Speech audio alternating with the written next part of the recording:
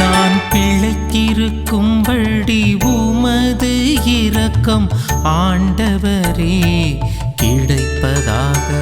நான் பிழைத்திருக்கும்படி உமது இரக்கம் ஆண்டவரே கிடைப்பதாக.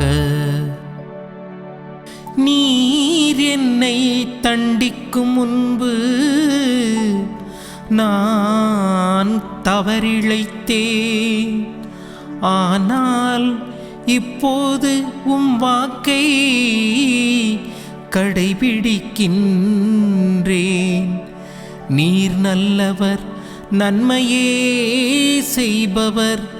எனக்கு உம் விதிமுறைகளை கற்பியும்.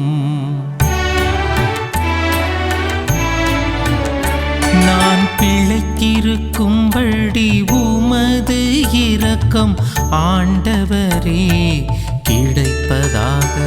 நான் பிழைத்திருக்கும்படி உமது இரக்கம் ஆண்டவரே கிடைப்பதாக. எனக்கு துன்பம் விளைந்தது என் நன்மைக்காகவே. அதனால் உம் விதிமுறைகளை நான் கற்றுக்கொண்டேன். நீர் திருவாய் மலர்ந்த சட்டம் ஆயிரக்கணக்கான பொன்வெள்ளி காசுகளை விட எனக்கு மேலானது.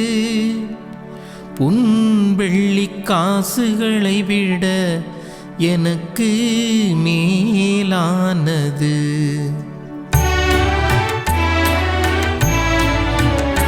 நான் பிழைத்திருக்கும்படி உமது இரக்கம் ஆண்டவரே கிடைப்பதாக.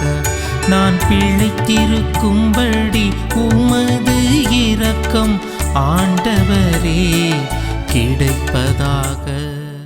இயேசுவில் பிரியமான சகோதர சகோதரிகளே, தினம் ஒரு திருப்பாடல் நிகழ்விலே மீண்டுமாக உங்களை சந்திப்பதிலே மகிழ்ச்சி கொள்கிறேன். இன்றைய தினத்திலே நாம் தியானிக்க இருக்கக்கூடிய திருப்பாடல் 119, இறை வசனங்கள் 67 முதல் 68, மேலுமாக 71 முதல் 72, 75 முதல் 76. இந்த திருப்பாடலை நாம் கவனிக்கின்ற பொழுது மைய கருத்தாக அமைந்திருப்பது திருப்பாடலுடைய ஆசிரியர் தான் அனுபவித்த துன்பங்களை இங்கே எடுத்து கூறுகிறார். இதோ நான் என்னுடைய வாழ்க்கையிலே எந்த அளவிற்கு மகிழ்ச்சியாக இருந்தேன். ஆண்டவரை பற்றி அறியாமல், அவரை பற்றி அறிந்து கொள்ளாமல், அவரிடத்திலே வராமல் நான் என்னுடைய சுகபோகங்களோடு நான் சந்தோஷமாக வாழ்ந்து கொண்டிருந்தேன். ஆனால் ஆண்டவர் எனக்கு ஒரு துன்பத்தை கொடுத்து அந்த துன்பத்தை ஒரு பாடமாக என்னிடத்திலே அமைத்து நான் மீண்டுமாக அவரிடத்தில் திரும்ப வரும்படியாக ஆண்டவர் தாமே செய்திருக்கிறார். இது அந்த நல்ல நேரத்திலே ஆண்டவர் கொடுத்த அந்த வார்த்தையை பற்றி நாம் சிந்திப்போம். திருப்பாடல் ஆசிரியர் கூறுகிறார் 67, 68 இறை வசனங்களிலே, துன்புறுவதற்கு முன் நான் நெறி தவறி நடந்தேன். இப்பொழுதோ உமது சொல்லின்படி நடக்கிறேன். நீ நல்லவராக இருக்கிறீர், நன்மையே எனக்கு செய்திருக்கிறீர், உமது நியமங்களை எனக்கு கற்பியும் என்று ஆண்டவர் கூறுகிறார். திருப்பாடல் ஆசிரியர் கூறுகிறார். ஆக நாம் இந்த திருப்பாடலை நாம் கவனிக்கின்ற பொழுது, நான் துன்புறுவதற்கு முன், அப்படி என்றால் சந்தோஷமாக இருந்த காலத்திலே ஆண்டவரை பற்றி நினையாமல் இருந்தேன். ஆனால் ஆண்டவர் எனக்கு ஒரு துன்பத்தை கொடுத்து அவரை நினைக்க செய்திருக்கிறார். அந்த துன்பமானது ஒரு பாடமாக இருக்க வேண்டும் என்று அவர் உரைத்திருக்கிறார். இதோ இந்த நேரத்தில் நான் ஆண்டவரை பார்த்து சொல்கிறேன், துன்புறுவதற்கு முன் நான் நெறி தவறி நடந்தேன், எனது பாவ வாழ்க்கையிலே இருந்தேன். ஆனால் இப்பொழுதோ ஆண்டவர் வார்த்தையை கேட்டேன், அதன்படி நடந்தேன். நான் ஒரு நல்ல பிள்ளையாக இருக்கிறேன், ஒரு நல்லவனாக இருக்கிறேன். இதையெல்லாம் ஆண்டவர் செய்திருக்கிறார் என்றால் அவர் நல்லவராக இருக்கிறார், நன்மையை செய்யக்கூடியவராக இருக்கிறார். எனவே தான் நான் அவரிடத்தில் கேட்கிறேன், ஆண்டவரே அந்த ஒரு நல்லதொரு வார்த்தையை எனக்கு கற்பியும், அந்த ஒரு நல்ல சொல்லை எனக்கு நீர்தாமை தந்தருளும், அந்த நல்ல வார்த்தையின்படி நடக்க என்னை தூண்டி அருளும் என்று திருப்பாடல் ஆசிரியர் கூறுகிறார். மேலுமாக அவர் தொடர்ந்து கூறுகிறார், நான் துன்புற்றது எனக்கு நன்மை ஆயிற்று. நான் வேதனையில இருந்தது ஒரு நன்மையாக அமைந்திருக்கிறது. ஏனென்றால் ஆண்டவரை பற்றி சிந்திக்க, இது முதலாக நான் ஆண்டவரிடத்தில் வருவதற்கு என்னுடைய துன்பம் ஒரு காரணமாக அமைந்திருக்கிறது. எனவே தான் அவர் சொல்கிறார், நான் துன்புற்றது எனக்கு இன்பமயமானதாக மாறியிருக்கிறது, அதனால் உமது நியமங்களை கற்றுக்கொண்டேன். துன்பத்தின் வழியாக ஆண்டவர் தாமே எனக்கு நல்ல ஒரு நிலையை கொடுத்திருக்கிறார், நல்லதொரு தனத்தை கொடுத்திருக்கிறார், நல்லதொரு ஆசீர்வாதத்தை அவர் கொடுத்திருக்கிறார். ஆயிரக்கணக்கான பொன் வெள்ளி காசுகளை விட ஆண்டவர் தனது நாவினால் அறிக்கையிட்டு சொன்ன அந்த வார்த்தைகள், அவரது கட்டளைகள் மேன்மையானதாக இருக்கிறது. எனவே அந்த கட்டளைகளை நான் கடைபிடித்து வாழ்கின்ற பொழுது இறைவனுக்கு உகந்த பிள்ளையாக என்னால் மாற முடிகிறது என்று திருப்பாடல் ஆசிரியர் கூறுகிறார். மேலுமாக அவர் தொடர்ந்து கூறுகிறார், ஆண்டவரே, உமது தீர்ப்புகள் நீதியானவை என்றும், எக்காலமும் அவரது தீர்ப்புகள் நீதியானதாக இருக்கிறது. அவருடைய தீர்ப்பில் எந்த விதமான குறைபாடுகளும் இல்லை. நீர் உண்மையுள்ளவர், அதனாலே என்னை நீர் துன்புற செய்திருக்கிறீர். ஏனென்றால் நீர் உண்மையுள்ளவராக இருக்கிறீர். நான் எப்பொழுதெல்லாம் உமது வார்த்தையின்படி நடக்காமல் தவறு செய்து கொண்டிருக்கின்ற பொழுதெல்லாம் நீர் என்னை அழைத்து வந்து ஒரு துன்பத்தின் வழியாக என்னை நீர் திருத்தி நீர் நல்லவர் என்பதை எனக்கு நீர் தாமே காட்டியிருக்கிறீர். மேலுமாக அவர் தொடர்ந்து சொல்கிறார், உமது அடியேனுக்கு நீர் வாக்குறுதி கொடுத்ததற்கு ஏற்ப உமது பேரன்பை எனக்கு காட்டிக்கொண்டே இருக்கிறீர்.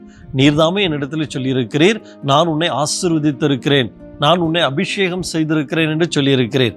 உமது வாக்கு என்று மாறாமல் இருக்க நீர்தாமே என்னை துன்பத்திலிருந்து அழைத்து வந்து நல்லதொரு பாடத்தை எனக்கு புகட்டி ஒரு நல்லவனாக வாழ்வதற்கு ஒரு வழியினை நீர்தாமே எமக்கு காட்டியிருக்கிறீர்.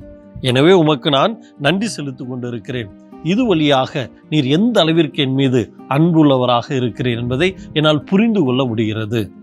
ஆக துன்பம் என்பது நம்முடைய வாழ்க்கைக்கு தேவை என்பதை நீர்தாமே உரைத்திருக்கிறீர்.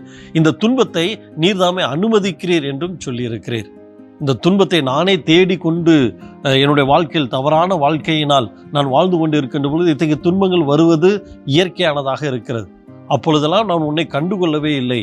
ஆனால் ஒரு துன்பத்தின் வழியாக, ஒரு கஷ்டத்தின் வழியாக, ஒரு வேதனையின் வழியாக நீர்தாமே என்னை உணர செய்திருக்கிறீர். நான் வாழ்ந்து கொண்டிருக்கக்கூடிய வாழ்க்கையானது தவறான ஒரு வாழ்க்கை என்பதை நீர்தாமே உணர செய்திருக்கிறீர். இதோ உணர்ந்ததன் காரணமாக இப்பொழுது நான் நல்லவனாக இருக்கிறேன். இதோ அந்த உணர்தல் உனது அன்பை காட்டுகிறது.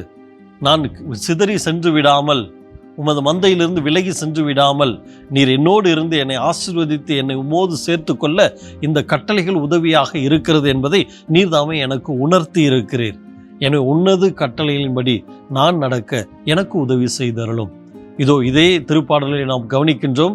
ஆண்டவரே, உமது கட்டளைகளின்படி நான் நடக்க எனது கால் அடிகளை உறுதிப்படுத்தி அருளும் என்று நீர்தாமே சொல்லியிருக்கிறீர். இதோ இந்த ஆசீர்வாதத்தை உம்மிடத்திலே நாங்கள் கேட்கிறோம். எங்களது காலடிகளை உறுதிப்படுத்தி அருளும். உமது வார்த்தையின்படி நடக்க, உம்மோடு நாங்கள் பயணிக்க, உமது ஆசீர்வாதத்தை நாங்கள் பெற்றுக்கொள்ள, என்றென்று உமது இல்லத்திலே நாங்கள் இருக்க நீர்தாமே எங்களை ஆசீர்வதித்தருளும். நீர் நல்லவர், வல்லவர், எல்லாம் நாங்கள் அறிந்ததாக இருக்கிறது. இந்த செயல்கள் அதை எங்களுக்கு காட்டுகிறது. இன்னும் அதிகமாக உம்மிடத்திலே நாங்கள் வர எங்களை நீர் நிறைவாக ஆசீர்வதிக்க வேண்டுமாய் இதோ இந்த நேரத்திலே நாங்கள் கேட்கிறோம். ஜெபிப்போம். அன்பு தந்தை இறைவா, நீர் நல்லவராகவும் வல்லவராகவும் இருப்பதையும் நாங்கள் எப்பொழுதெல்லாம் வழி தவறி சென்று கொண்டிருக்கிறோமோ அப்பொழுதெல்லாம் நானே உம்மோடு இருக்கிறேன் என்று சொல்லி எங்களை கண்டித்து திருத்தி ஆசீர்வதித்து உமது பாதுகாப்பில் வைத்தமைக்காக நாங்கள் நன்றி செலுத்தி தொடர்ந்து இந்த நாளிலே உம்மையே நாங்கள் குறித்து ஜெபிக்கிறோம். ஆமேன்.